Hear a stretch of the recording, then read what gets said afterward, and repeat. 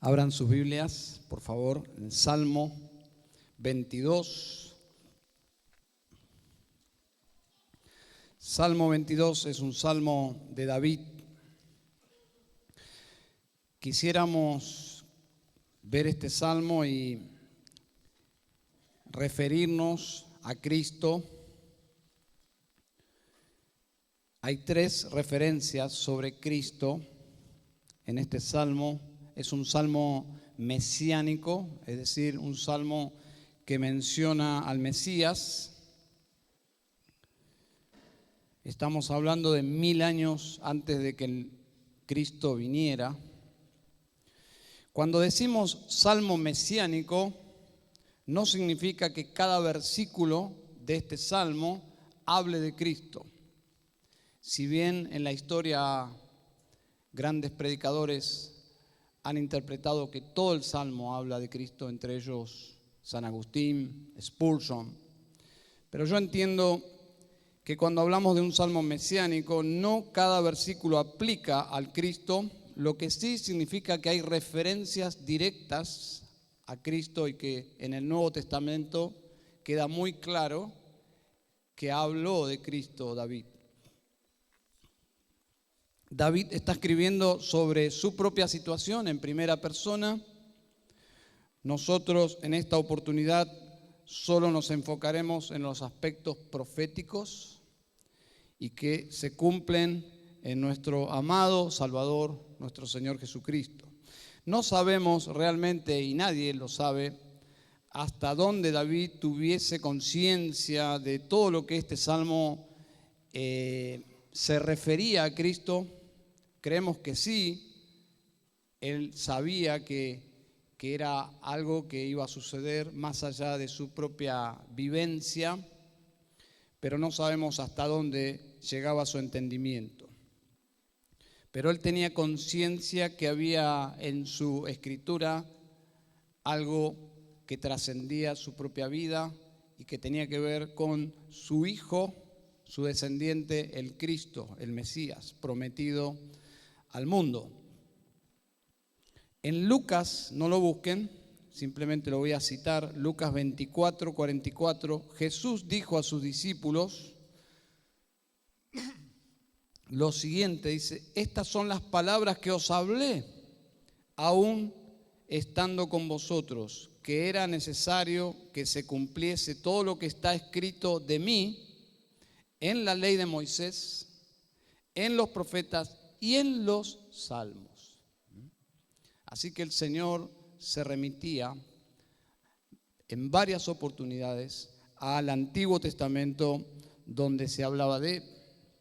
¿Cuáles son esas referencias mesiánicas que quiero mencionar? Bueno, vamos a titular en 3 puntos estas referencias. En primer lugar, desamparado por Dios. Número 1, desamparado por Dios.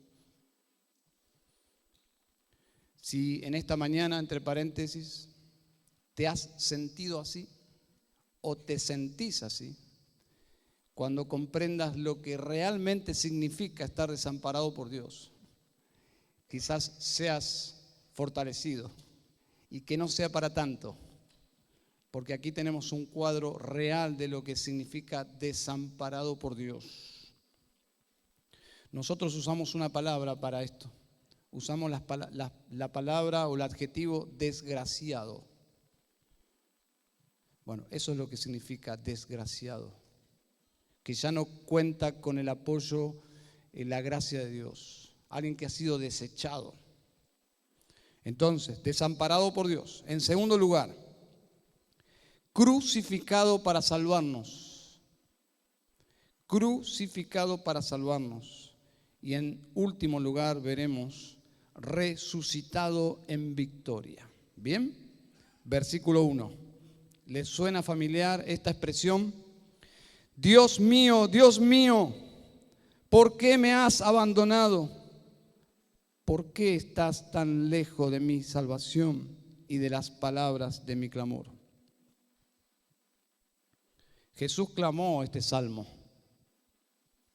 Jesús en la cruz, clavado, suspendido allí en la cruz, citó este salmo apropiándose de la esencia de lo que estaba sintiendo y haciendo lo propio, porque este salmo sí hablaba de él. Este versículo 1, desamparado por Dios, Dios mío, ¿por qué me has abandonado? Estas palabras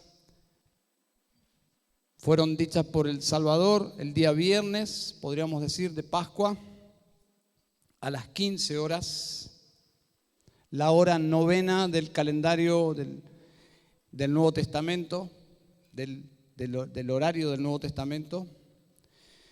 Pero a las 15 horas fueron dichas estas palabras, pero desde las 12 del mediodía la tierra se oscureció. No sabemos si fue local o fue mundial. Me inclino a pensar que todo este planeta de alguna forma se oscureció en el momento de mayor luz, que es el mediodía, donde los expertos nos dicen no tomes sol, porque el sol está más fuerte que nunca al mediodía. Pero ese día cayó la oscuridad más profunda sobre la tierra, y esa oscuridad es una visión física, es una visión, podríamos decir, dramática de lo que estaba pasando en la cruz, como el epicentro de todos los sucesos de los hombres. Allí en la cruz Dios estaba juzgando el pecado, estaba mostrando su corazón y su actitud hacia el pecado. El Dios que parecería que se esconde detrás de la creación, ese día mostró todo su aborrecimiento por el mal. Pero curiosamente esa ira cayó sobre esa cruz y sobre este hombre joven llamado Jesús de Nazaret. El versículo 1 registra el punto más alto o más bajo, según de donde lo veamos, del dolor de la cruz. Si existiese un aparato tecnológico para medir el dolor, en ese momento ese aparato hubiese explotado. ¿Por qué? Observen, Dios abandona a su Hijo. El autor, en el verso 2, observen, ha perdido todo contacto con Dios. No solo es la oscuridad que reinaba en ese momento, pero dice, Dios mío, de día clamo y no respondes, de noche, pero no hay para mí reposo. Esa es una experiencia que todos nosotros hemos vivido como cristianos, pero cuando se aplica a Jesús, teniendo Él una comunión íntima, perfecta de la eternidad, esto es dramático. Porque ahora Dios no responde sus oraciones. Él ha sido abandonado totalmente. Y el contraste, porque la poesía hebrea, ya hemos visto esto, funciona como contrastes para iluminarnos, son los versículos 4 y 5. Para enfatizar el desamparo, observen, dice, para los padres, es decir, sus anteriores, sus padres físicos, la ayuda de Dios sí llegó. Hablando del pueblo de Israel, dice el versículo 4, en ti confiaron nuestros padres, confiaron y tú los libraste. Versículo 5, a ti clamaron y fueron librados, en ti confiaron y no fueron decepcionados. Es decir, para los padres la ayuda llegó. Y todos sabemos, si has leído la Biblia, históricamente Israel estuvo en la rebeldía más profunda, pero cuando se volvieron a Dios, Dios responde. Pero no es el caso aquí. No es el caso de los padres. Dios actuó. David mismo creo que fue o experimentó la ayuda de Dios, pero para el hijo no llegó. Para el hijo esa ayuda no llegó. Dios mío, versículo 1, ¿por qué me has abandonado? ¿por qué estás tan lejos de mi salvación y de las palabras de mi clamor? Este salmo comienza con la expresión de dolor más grande que existe, el dolor más grande de toda la historia humana. Y para entender ese dolor, tenemos que ver el contraste. Si el gozo más profundo o más alto existente es el gozo del Hijo en el Padre, del Padre en el Hijo, esa comunión perfecta e íntima en el seno trinitario. Si el Hijo disfrutaba de la comunión con su Padre, entonces ahora esa comunión estaba alterada, entonces la tristeza es indescriptible. La tristeza en el corazón de Cristo es indescriptible ahí en la cruz, porque perdió esa comunión. El doctor John Stott mencionó lo que pasó en este clamor. Él dice, y lo voy a citar, dice: hubo una separación real y terrible entre el Padre y el Hijo. Fue aceptado voluntariamente tanto por el Padre como por el Hijo. Y si debido a nuestros pecados, sí, y a su justa retribución, Jesús expresa el horror de esa gran desesperación, de esa gran separación, este abandono por parte de Dios. Realmente es un misterio, no todos los teólogos están de acuerdo exactamente en lo que sucedió en la Trinidad misma, en la cruz. No todos están de acuerdo cómo afectó en la Trinidad el juicio del Padre sobre el Hijo, no lo sabemos, pero indudablemente hubo una separación. Y no sabemos si es correcto, y yo entiendo que no, dividir la parte humana y divina de Jesús, porque es algo que está íntimamente ligado desde la concepción por la eternidad. Jesús será Dios y será hombre, por lo tanto, ¿por qué dividirlo en su hora más oscura? Sufrió como hombre y sufrió como Dios. Podríamos decir, Dios abandonó a Dios. No sé lo que eso significa. Pero desde las 12 del mediodía hasta las 15 horas Jesús cargó nuestros pecados. Jesús cargó el pecado de su pueblo. Para alguien que no es pueblo de Dios, la cruz no significa nada. Es algo que se recuerda en Pascua o en algún evento religioso, pero para su pueblo la cruz es todo, porque allí se compró nuestra salvación. Personalmente Dios tomó nuestro lugar en la cruz, entonces tiene un significado tan profundo que ni la eternidad vamos a poder comprender todo lo que eso significa. Pero de las 12 hasta las 15 horas Él cargó nuestros pecados y Dios el Padre lo castigó como si Él hubiese hecho cada uno de nuestros pecados. Por 3 horas cargó la ira de Dios. Como cordero ahora ya está en el matadero y está siendo sacrificado. Y Él anticipó en el huerto de Getsemaní esta obra, esta angustia, ya la comenzó a sentir desde antes que sucediese. Pero Él ya venía preparado desde la eternidad para esta obra de salvación. Pero su hora había llegado. Y está suspendido, crucificado allí en la cruz, atravesado por clavos, pero atravesado por el enojo de Dios. Todo su ser está cargando el enojo de Dios hacia el pecado. Pero si Él es santo y si Él es justo, por nuestros pecados. Por nuestros pecados.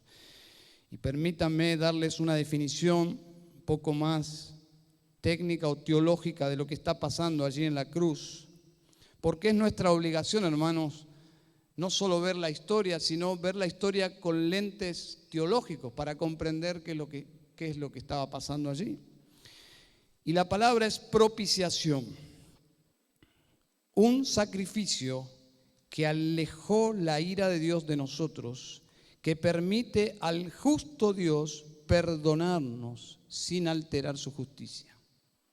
Es decir, que el culpable pueda ser perdonado sin que se quebrante la ley de Dios. Es decir, ser perdonados por la vía legal.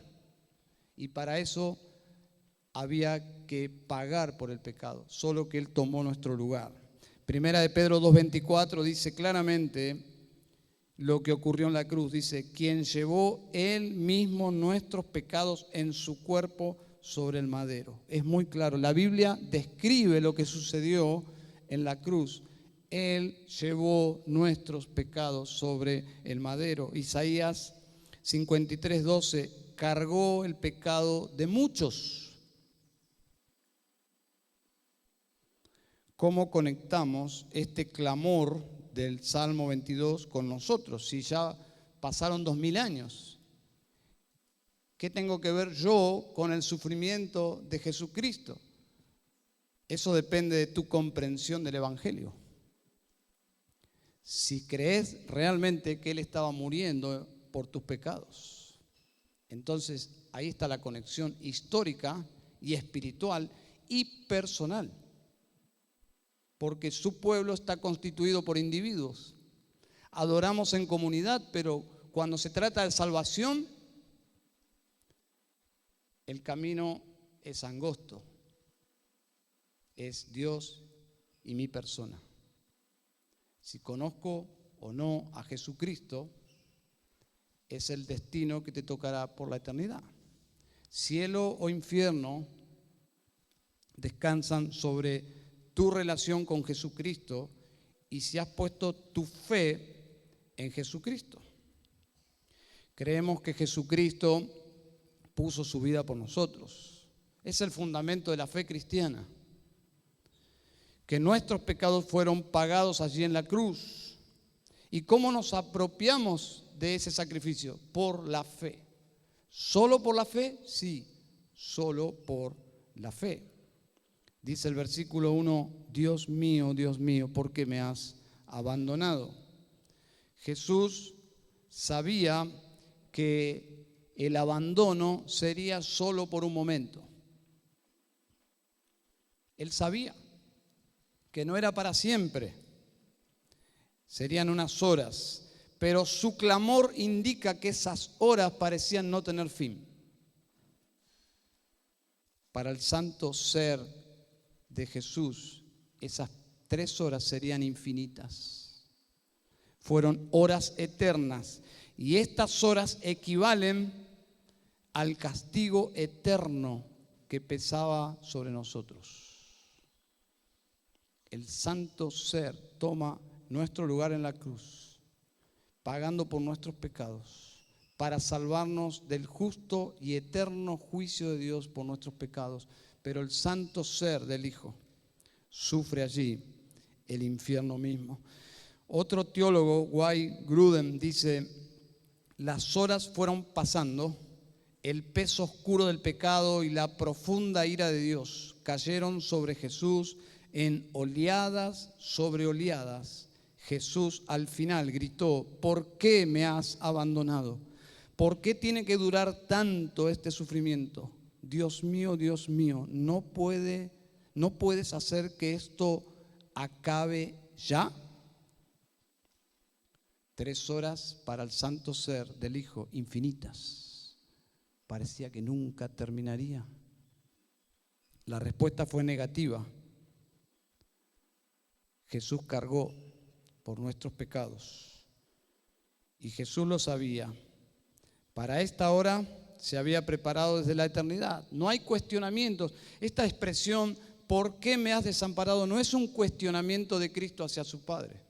Es simplemente que está citando este salmo para darle cumplimiento, porque la hora había llegado.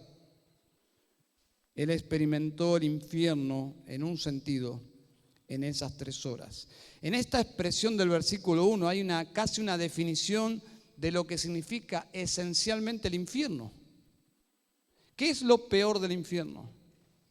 ¿El fuego? el sufrimiento, los recuerdos, los remordimientos, la culpa. No. Aquí encontramos la esencia del mismo infierno: ser abandonado por Dios. Ser abandonado por Dios y cerrada la puerta, ser olvidado por la eternidad por Dios. No hay una manera de describir más gráficamente lo que significa partir de este mundo sin Cristo, sin Dios, y ser olvidado, encerrado en el infierno por la eternidad. Suena como algo fantasioso, ¿no? Los pecadores dicen, no pueden ser tan graves mis pecados. Yo he visto pensar así a personas en la cárcel, inclusive. Personas que han cometido grandes delitos y están pagando civilmente, pero aún así sienten que el infierno es demasiado castigo. Pero ¿saben de dónde viene esa noción equivocada? De no entender la santidad de Dios. Al no entender la esencia misma de la naturaleza de Dios, no podemos comprender la gravedad de nuestros pecados. Y obviamente el infierno nos parece como demasiado, pero no es demasiado. El problema es que nuestro sistema para evaluar el pecado está destruido por el pecado mismo. Desamparado por Dios. En segundo lugar, crucificado para salvarnos. Versículo 7 dice, todos los que me ven de mí se burlan, hacen muecas con los labios, menean la cabeza diciendo que se encomiende al Señor, que Él lo libre, que Él lo rescate, puesto que en Él se deleita. Si has leído el Nuevo Testamento, y creo que la mayoría lo ha hecho, ya notaron la burla. La atmósfera que rodea la cruz es la burla.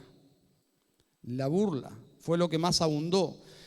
Y lo triste de esto es que quien estaba muriendo en la cruz del medio es el mismo Hijo de Dios y nadie lo toma en serio. Nadie lo toma en serio. Todos lo están escarneciendo. Todos los que estaban presentes, los soldados romanos, los gobernantes, el pueblo judío, los líderes, sus colegas condenados. La Escritura dice que por un momento ambos, ladrones y delincuentes, estaban burlándose del medio de nuestro Señor. Mateo 27:39 dice, y los que pasaban le injuriaban meneando la cabeza y diciendo, tú que derribas el templo y en 3 días lo reedificas, sálvate a ti mismo, si eres el Hijo de Dios, desciende de la cruz. De esta manera también, dice, los principales sacerdotes, se supone que son gente preparada, religiosa, los principales sacerdotes escarneciéndole con los escribas, los fariseos y los ancianos, es decir, la casta alta, también se burlaban de Jesús, diciendo, a otros salvó, a sí mismo no se puede salvar. Si es el Rey de Israel, descienda ahora de la cruz y creeremos en Él. Confió en Dios, líbrele ahora si le quiere, porque ha dicho soy hijo de Dios. Es decir, nadie lo tomó en serio, nadie realmente creía que Jesús era el Hijo de Dios. Lo mismo le injuriaban también los ladrones que estaban crucificados con Él. ¿Saben qué es lo asombroso de este cuadro? Cómo se van cumpliendo estas pinceladas proféticas de lo que sucedería en la cruz. Y el evangelista lo que quiere dejar claro es eso justamente. Cuando Mateo escribe, lo que quiere es dejar en claro que naturalmente, sin manipulación histórica, no se pueden manipular los hechos. Las cosas sucedieron normalmente y se fueron cumpliendo estas pautas proféticas en Cristo Jesús. ¿Y quién está detrás de toda la escena? Uno diría, detrás de esta escena malvada, malvada sin palabras para describir esto, diría está Satanás, ¿no? No, está Dios. Dios está impulsando esta muerte de su propio Hijo. Dios está llevando adelante este plan, irónicamente, de salvación para nosotros, pero de ejecución para su propio Hijo. Dios está detrás del Gólgota. Para todos, este joven era un rey de mentira, sin reino, un rey sin reino, digno de lástima. Este joven enloqueció, desquiciado y blasfemo, un condenado, un impostor. Los que sí lo tomaron en serio estaban lejos, sus discípulos. Y así fue planeado por Dios. ¿Qué podían hacer los discípulos? Pelear contra el imperio romano, rescatarlo de la cruz, y para eso yo he venido, dijo Jesús. Eso estaba pasando por la voluntad de Dios. Todos lo habían desamparado, nadie podía hacer nada, y así lo había determinado Dios. Los ángeles, ¿qué hacían los ángeles? Celosos por la gloria de Dios, dispuestos a sacar sus espadas. Nada, solo observaban a su Creador encarnado, muriendo en esa cruz, clavado por los pecadores, escarnecido por todos, humillado por todos. Todos miran al colgado en la cruz. Versículo 17, ellos me miran y me observan. Ellos me miran y me observan. Spurgeon dice en relación al verso 6, qué contraste entre el yo soy. Jesús varias veces dijo yo soy, y el pueblo que entendía qué significaba eso, tomaron piedras en muchas oportunidades y salieron a matarlo, lo acorralaron y él se escapaba. ¿Pero por qué lo querían apedrear? Porque yo soy aplica a Dios. Jesús dice yo soy. Y aquí encontramos algo que dice Spurgeon, qué contraste entre yo soy y yo soy gusano. Yo soy gusano. Así lo observan los pecadores, morbosamente lo ven como un gusano. Ellos están ciegos. Ellos no pueden ver a Dios en esa cruz, solo ven un gusano. Todos se burlan. Isaías 53:3 dice, despreciado y desechado entre los hombres. Y luego agrega, nosotros le tuvimos por azotado, por herido de Dios y abatido. La idea es, los pecadores le tenían a Jesús como alguien maldecido por Dios, por eso colgaba en esa cruz romana. Bueno, Deuteronomio 21:23 dice, maldito por Dios es el que es colgado en un madero. ¿Había una maldición en esa cruz? Sí, pero no por los pecados que este hombre había hecho, sino que él estaba siendo juzgado por nosotros. Todos están celebrando la muerte de este supuesto blasfemo, este anticristo, este impostor. Todos concuerdan que está allí porque se lo merece. Unánime es esto. Unánimemente todos están celebrando, se lo merece, y lo están cuestionando y están diciendo, si realmente eres lo que dijiste que eres, bueno, demostralo, que Dios venga en tu ayuda y te rescate. Eso es exactamente lo que nunca sucedió.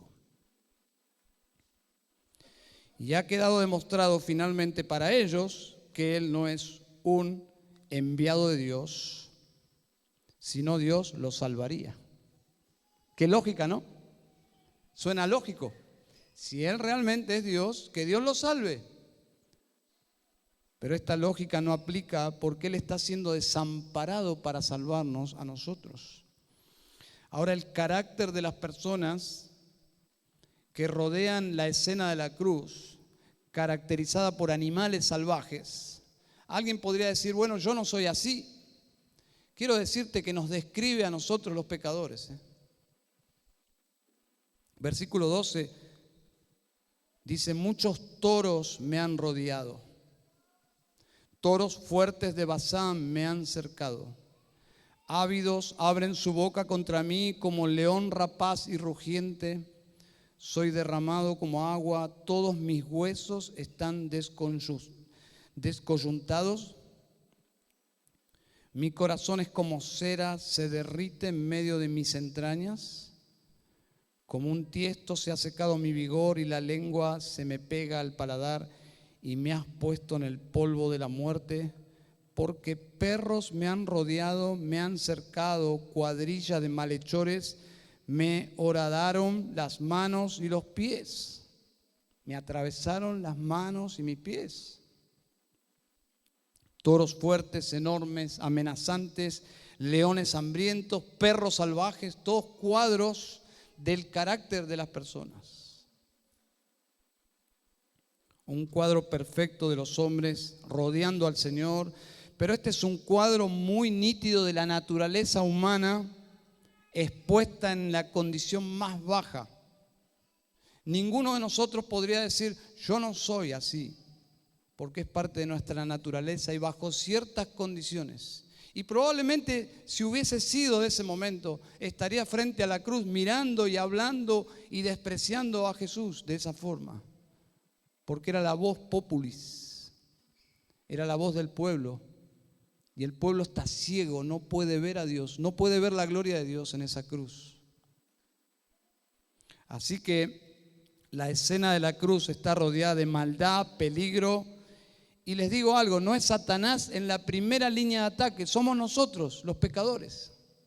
Todo esto está siendo promovido por Dios, pero nosotros somos responsables de ir contra Dios. Salmo 2 dice, ¿por qué se amotinan las naciones contra el ungido de Dios? Porque somos por naturaleza anticristos. No queremos el reino de Dios en nuestra vida. Queremos ser independientes, gobernar nuestras propias vidas. No queremos que nadie nos diga lo que tenemos que hacer. Por eso muchos odian a sus jefes. Y algunos a sus padres y a sus maestros. Todo lo que represente autoridad es una amenaza a nuestra libertad, entre comillas. ¿Cuánto más Dios, que reclama ser el dueño absoluto de mi vida? Bueno, Dios es dueño absoluto de nuestra vida. Solo que estamos en rebelión contra Él, pero el día de la paga se acerca. El día de la paga se acerca para aquellos que no están en paz con Dios. Si humanamente había un momento para suspender todo y Dios el Padre, mirando nuestra perversidad, diga, listo, se terminó, y rescata a su Hijo de la cruz y se termina todo, ese era el momento. Pero aquí vemos la gracia de Dios llevando adelante su plan establecido en la eternidad, a pesar de nuestra maldad. Mas Dios muestra su amor para con nosotros en que siendo aún pecadores, Cristo murió por nosotros. Versículo 14, soy derramado como agua, todos mis huesos están descoyuntados. Todos esos versículos 14 al 18, sin dudas, la lectura nos lleva a la muerte por crucifixión. Una muerte que en el tiempo de David no se conocía. Los persas fueron los que inventaron este método de muerte, de ejecución, la cruz, la crucifixión. Los romanos la adaptaron, pero en esos días no tendría sentido hablar de esto,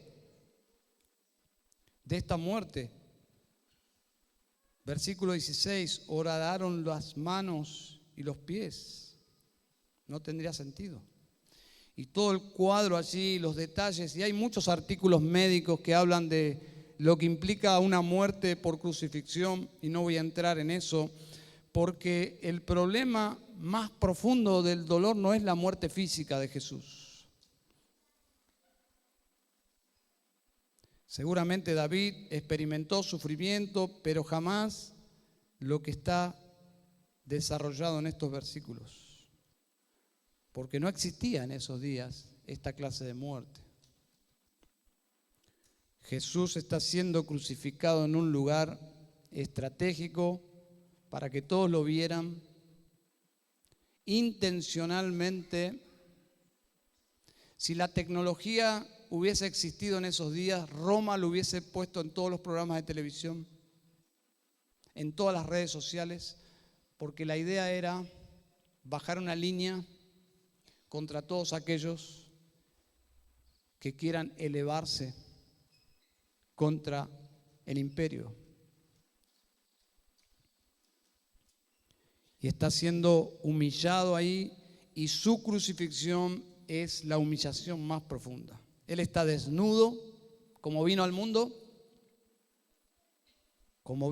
allí, expuesto en la debilidad, y su vida se está haciendo cada vez más débil.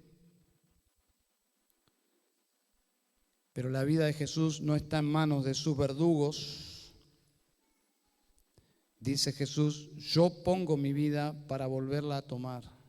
Nadie me la quita, sino que yo de mí mismo la pongo. Tengo poder para ponerla y tengo poder para volverla a tomar. Y esto nos lleva a la conclusión, que es la tercera referencia, es resucitado en victoria. Porque si creemos que Jesús murió, bueno, miles y miles de personas morían en esos días por crucifixión y por otras razones. ¿Qué tiene de especial esta muerte por crucifixión? La resurrección. Si no, nuestra fe sería tonta, vana. ¿Qué estamos haciendo acá, hermanos? ¿Qué lealtad le estamos brindando al Hijo de Dios? ¿Qué valor tiene la Biblia, el Nuevo Testamento para nosotros?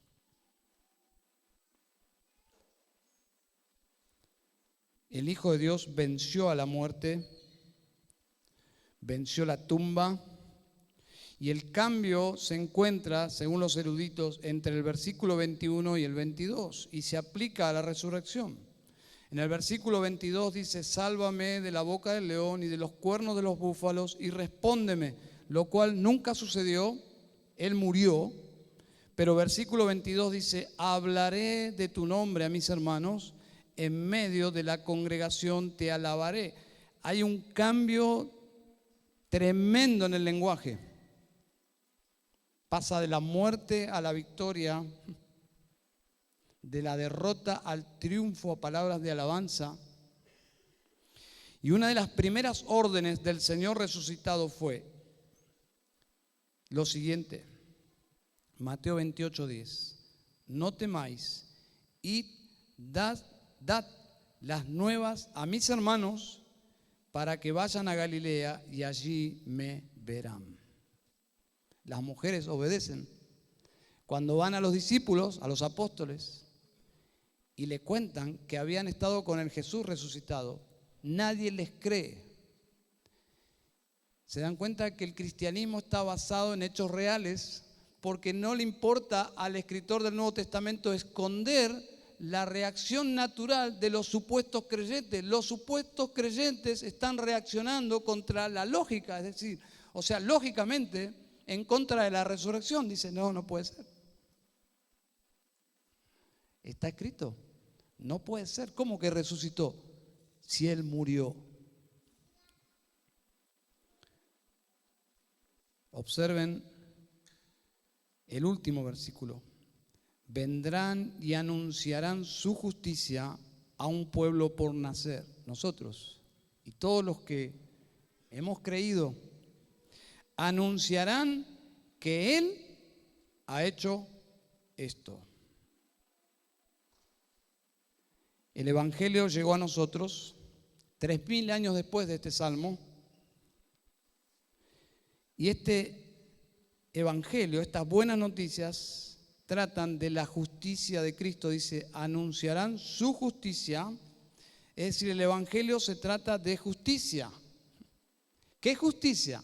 No la nuestra, sino la que Él logró por nosotros. ¿Dónde? En la cruz.